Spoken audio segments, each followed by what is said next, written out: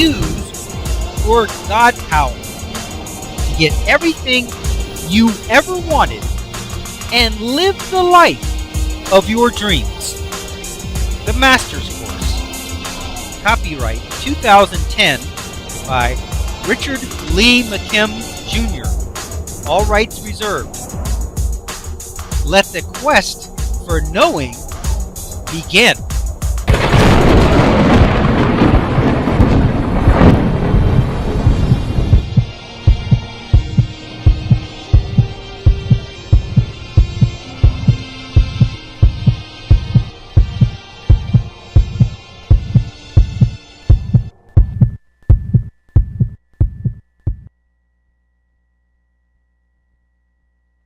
What happens to your avatar life form when it dies? How would it die anyway? What is the format of the computer world? First of all, since it is your representation, created by you and under your direct and total control, how could it die without your permission and desire for it to do so? The simple answer is that it cannot.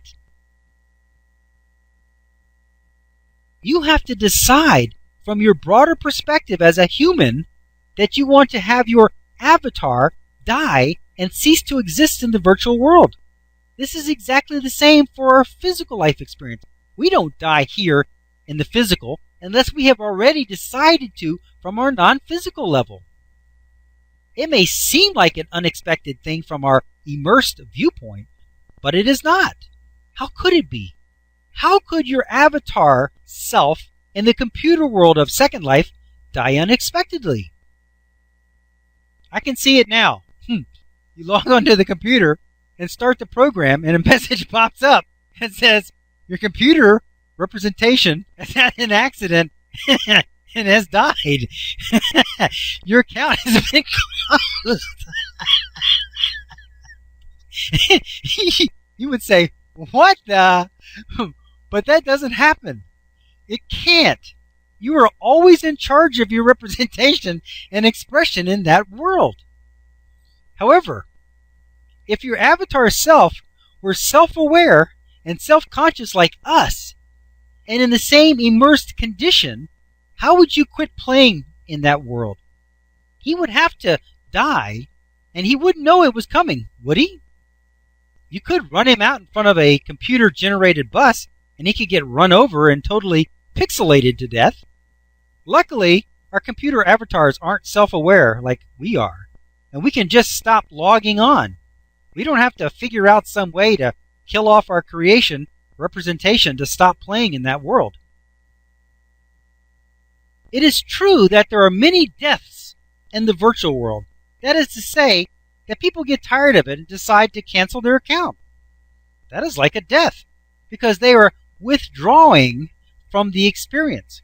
However, their avatar doesn't just fall over with a pixelated heart attack. Instead, they just disappear and are never seen again. But just because they are dead in that virtual world doesn't mean that they don't still exist in another world. They do. This is an interesting thought. What if a person is an avid Second Life player slash experiencer, and he dies in his human life? He would die in two worlds simultaneously.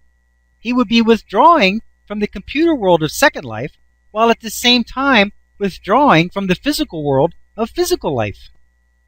However, as always, he would still be a being of pure positive energy in the non-physical world, where he is immortal and can never die. Will he represent himself again in the physical world? Undoubtedly. That is a very good way to understand death in our world. Not only can no one else alter your reality without your agreeing to it, but no one else can kill you either. The invitation and the opportunity have to be created by you. Even when you die in this physical world, it is only a withdrawal from the physical experience in the same way as it was a withdrawal from the virtual world experience. It doesn't mean that you cease to exist, but instead that you no longer are represented in that particular incarnation or that particular world. So the better way to explain death in any world is to say that you are no longer representing yourself there. In the virtual world, that means that you disappear, never to be seen again. In the physical world, that means that you fall over with a heart attack or you get hit by a bus. It all depends on the normal format or usual method of withdrawing from that world or that expression. What if you decided to die in the virtual world and you disappeared as usual, but then many years later decided to get back into the virtual world again? You set up a new account because you've forgotten your old information, or maybe you just want to do something different this time. So you decide to try a different sex, and you have a different name and a different look. What would you call that? It's still you, but your representation in the virtual world is different this time. Would you call it reincarnation? If you reincarnated back into the virtual world, wouldn't you remember some of the same people and the same places? Remember that the normal entry in the virtual world is quick. You don't have to go through birth and then grow up as a teen and finally become an adult 20 years later. You get to come in as an adult instantly. So reincarnation in the virtual world is a much faster process than in our world here in the physical. Can you imagine how funny and difficult it would be if you had to immerse into the virtual world in the same way as we do here on Earth? You would have to find two people who are different sexes and want to have kids. Then you would have to emerge as an infant and grow up with them before you could eventually get to do your own thing. But immersion in our world does give us the realistic experiences that are so exciting and fun to experience that it makes it worthwhile. Number 4, marionette puppets as representations. Using marionettes as examples can be a good way to see how the real controls and decisions are managed. Like the marionettes, the decisions and controls come from a much higher level of consciousness and are only represented at the lower level of matter, or in this case, wood. The people controlling the marionettes are the ones who are controlling the movements and doing the talking. But it's supposed to seem as if the marionettes are performing and singing. Video example, marionette experience. What is this video about? In this video example, these two marionettes are singing and dancing to some jazz music. They are pretty good dancers for being made out of wood. When they are singing, their mouths open and close as if they were actually singing the words. It is entertaining. For best results, pause this video at this point here, and watch the video example mentioned in the segment. The links are located in the book chapter, and at the end of the book. If you are watching this online, you will find the link for this video example listed in the notes section. Then, after watching the associated video example, continue watching this video from here.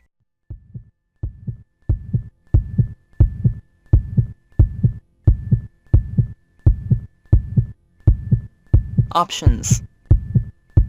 Now activating the next video, play options. 1 moment please.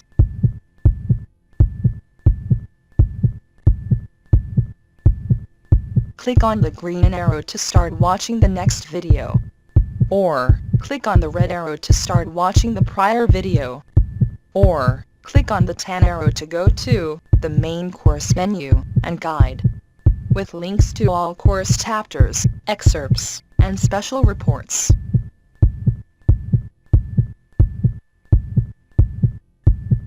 Up next, special video options. Click on your choice of course videos, menus, and excerpts.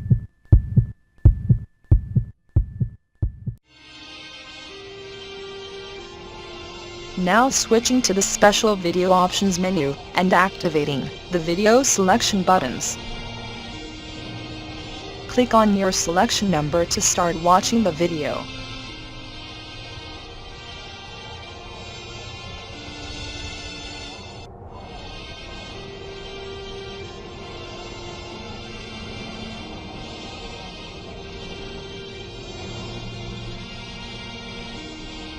15 seconds till we switch to the next page with the free download information.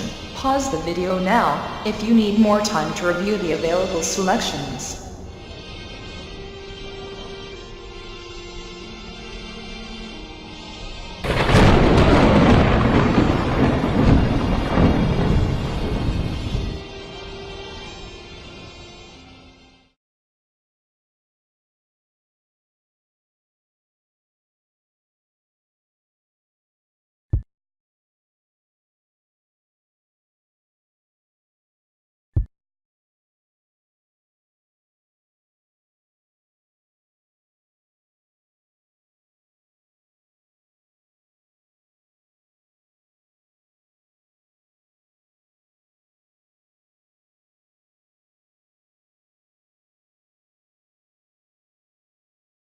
This is the end of this course video. Its video number is listed above. To watch the next video, simply click on the next video in number sequence. Thank you.